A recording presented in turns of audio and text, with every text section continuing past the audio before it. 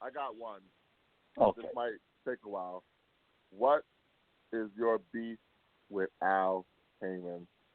Very simple. I'm the one that brokered the deal in 2001 when his contract was up with main events with Lou DiBella with a guy named Charles Watson and Al Heyman. Okay, I'm the one that brought him to Lou DiBella. They didn't know Lou DiBella from two assholes. Charles knew of him. Okay, of him. Al was fresh in the boxing business at the time. And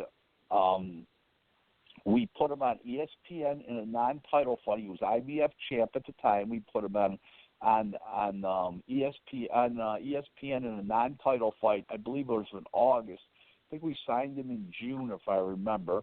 And in August, we had a non-title. And then the first title fight, he's going to go fight a fight with Shane Mosley in January of 2002. So in the meantime I get a phone call from Lou DiBella with Al Heyman on the phone. Is that the IBF wants him to defend his mandatory against Steve Frank. Well, I shouldn't say Steve Frank. One of the Frank brothers. I don't know if it was Raul or Steve. There's two Frank brothers. Doesn't matter. One of the Frank brothers.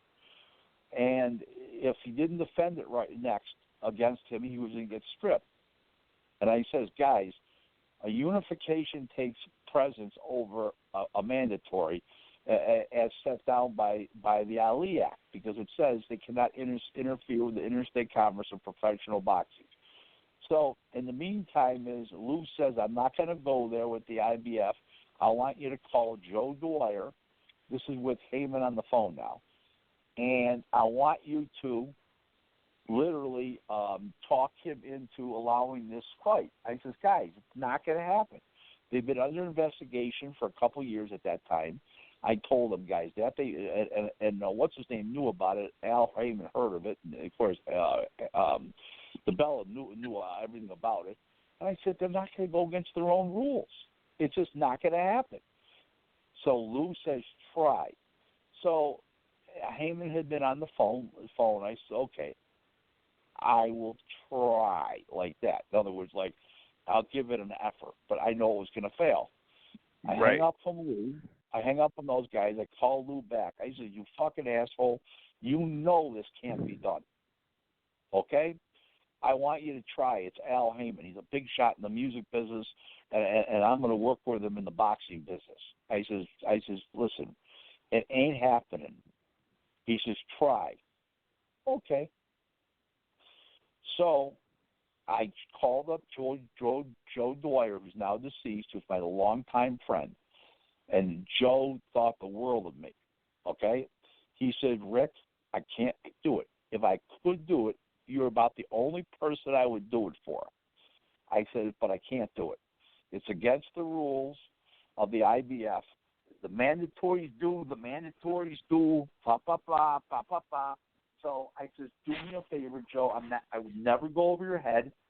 Just go to Miriam. She's the president of the IBF, Miriam Muhammad at the time. And I said, I would never go over your head and go to Miriam. Would you go to Miriam? He says, Rick, I'll give you that courtesy.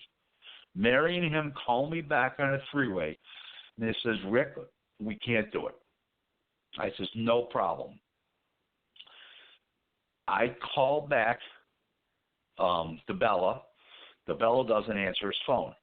But within maybe 20 minutes, I get a phone call from Haymon and DiBella collectively, and I told them what's up, and I said, guys, it doesn't matter about the IBF title. I said, because here's why.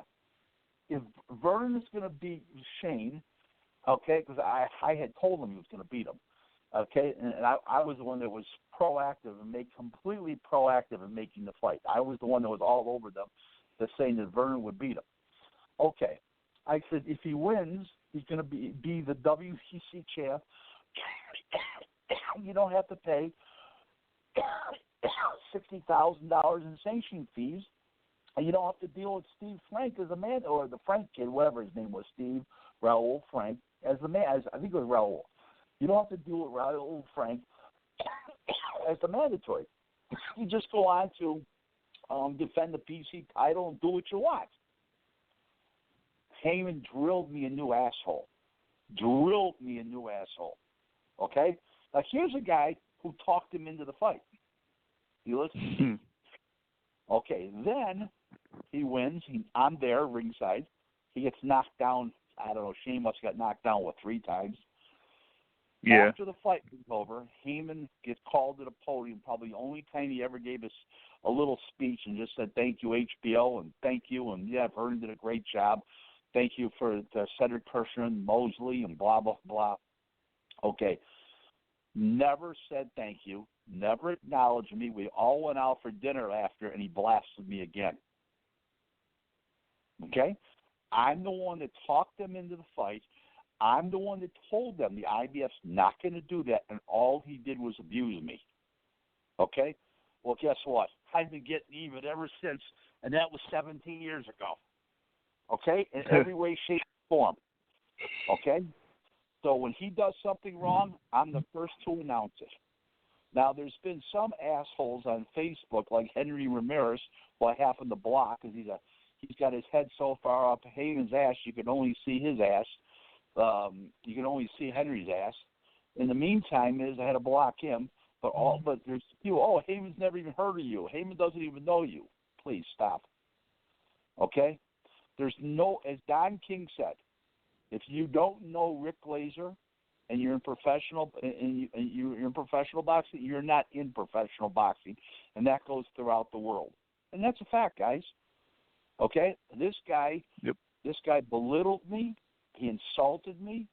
And you know what? I told him he was going to win the fight, and you didn't need the title. It was stupidity. He was going to go on to the WBC title is bigger than the IBF title, especially in the Asian countries, especially besides Mexico and stuff like that.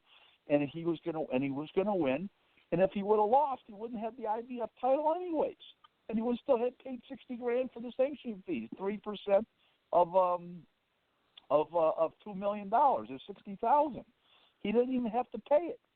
Now, it wasn't like Mosley wasn't going to fight him if he didn't have the IBF title, because they sure competed, didn't they? In the meantime is I stand by what happened, okay? And I was 100% right on both halves. I told him who was going to win the fight beforehand, and actually won the rematch too. And in the meantime is, guess what, guys? The IBF title didn't mean a fucking thing. Yep. So, and they saved $60,000 in the first fight. They would have saved $60,000. They would have saved 60. They would have saved 60. They would have saved 75 in the second fight because you got $2.5 million for the second fight. We're talking about Vernon. So there you go. But in the meantime, I was the bad guy. Why? Because he had, in his mind, he had the power to shit on me. No. It doesn't. Life doesn't work like that way, guys. Okay? I gave them professional advice. I told them beforehand it wouldn't be able to be done, but I will make a concerted effort to do it. Okay? I did everything I said I was going to do. The guy won the fight, and I got shit on. Thank you. So, how do you feel now? Well, there you go. And it seems like now Haymon and Lou DiBella don't look like they're on good speaking terms currently. They're on terrible terms, right? Because Lou DiBella went to Wilder and tried to bring him to John Skipper behind their back, and caused Wilder to think he's worth more than he was, more than they were paying him, I should say. Yep. So, anyways, it's just, guys, it's the way the boxing world turns. One day your lover is, one day your enemy, the next day is your lover again. You just don't know in this business. Well, what would it take for you and Al Haymon to become lovers again? Nothing. Zero. I'm not no.